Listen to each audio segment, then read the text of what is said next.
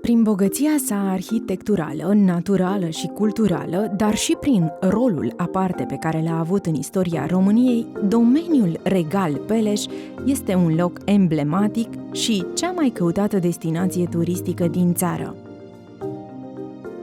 De la retrocedarea domeniului regal către majestatea sa regele Mihai I, familia regală face ca această tradiție să renască într-o perspectivă modernă. Restaurând clădirile de patrimoniu și îngrijind comorile naturale ale domeniului regal, Asociația pentru Patrimoniu Regal Peleș asigură cadrul care atrage vizitatori din țară, dar și din străinătate.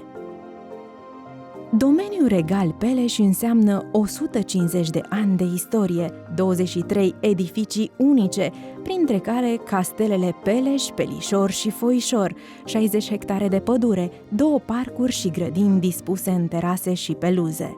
Aș vrea să ne spuneți mai multe despre patrimoniul construit. Noi suntem onorați și bucuroși să vă avem oaspete astăzi la Sinaia, la Castelul Regal Peleș, pe domeniul Regal Peleș, care cuprinde foarte multe construcții de patrimoniu. Sunt monumente istorice de o valoare inestimabilă.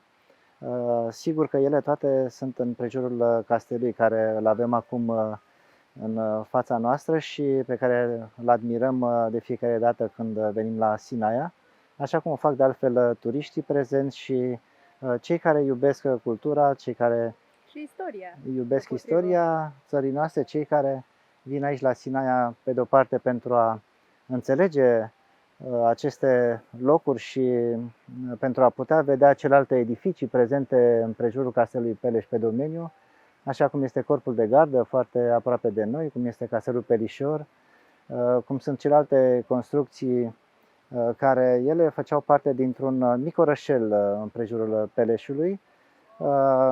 Sigur că Asociația pentru Patrimoniul Regal Peleș a văzut cum a fost întreținut acest patrimoniu de-a lungul timpului de către statul român și cu mare atenție și grijă pentru acest patrimoniu încercăm să aducem în primul rând în atenția publicului nevoia de restaurare și de a putea aduce acest patrimoniu la valoarea pe care o merită. Pe lângă castelele Peleș și Pelișor, printre cele mai căutate muzee din țară pe domeniu, se mai găsesc și alte numeroase edificii. Toate acestea trebuie să fie consolidate, restaurate, redate circulației turistice, astfel încât să redevină un punct de atracție pentru un număr cât mai mare de turiști români și străini. Să înțelegem că cei care vor să vină în întâmpinarea dumneavoastră, să ofere o mână de ajutor, sunt liberi și sunt așteptați să o Chiar facă. Voluntari sau poate... Pe lângă voluntari, evident că avem nevoie de sprijinul specialiștilor, cei care știu cum anume se restaurează astfel de monumente, pentru că este o activitate destul de complicată, laborioasă, trebuie făcute studii înainte și planuri foarte clare privind această restaurare, cu avizele necesare, evident, din partea Ministerului Culturii și, dacă este posibil, cu sprijinul Institutului Național al Patrimoniului. Pe lângă toate acestea, sigur că e necesar ca să existe și o susținere financiară din partea sponsorilor, a companiilor sau a persoanelor care îndrăgesc și înțeleg acest patrimoniu, îl stimează, îl apreciază și care se alătură nouă astfel încât să putem împreună să reclădim ceea ce vedem aici la Peleș, să restaurăm cu multă grijă, să punem în valoare acest patrimoniu inestimabil.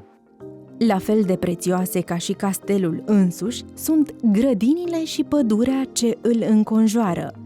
Chiar regele Carol a trasat fiecare drum, a imaginat fiecare terasă și a ales locul și forma fiecărei fântâni, scria Regina Maria. Care sunt proiectele pe care le aveți în program, așa, în viitorul apropiat?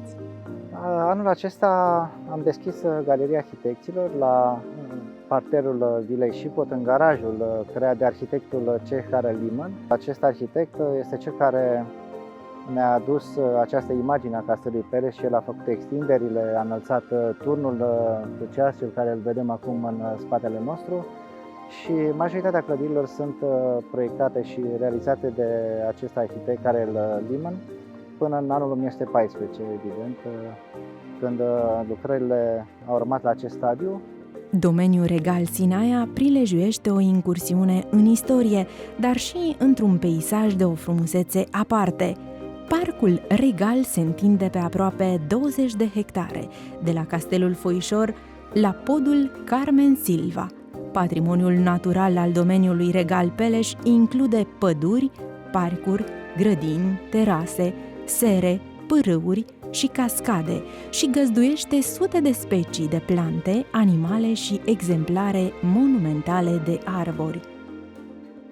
Asociația pentru Patrimoniu Regal Peleș este o organizație non-profit, non-guvernamentală, care, în colaborare cu Universitatea de Arhitectură și Urbanism Ion Mincu și Universitatea de Științe Agronomice și Medicină Veterinară din București, se ocupă de restaurarea, protejarea, conservarea și punerea în valoare a patrimoniului arhitectural, peisagistic și istoric de pe domeniul Regal Peleș.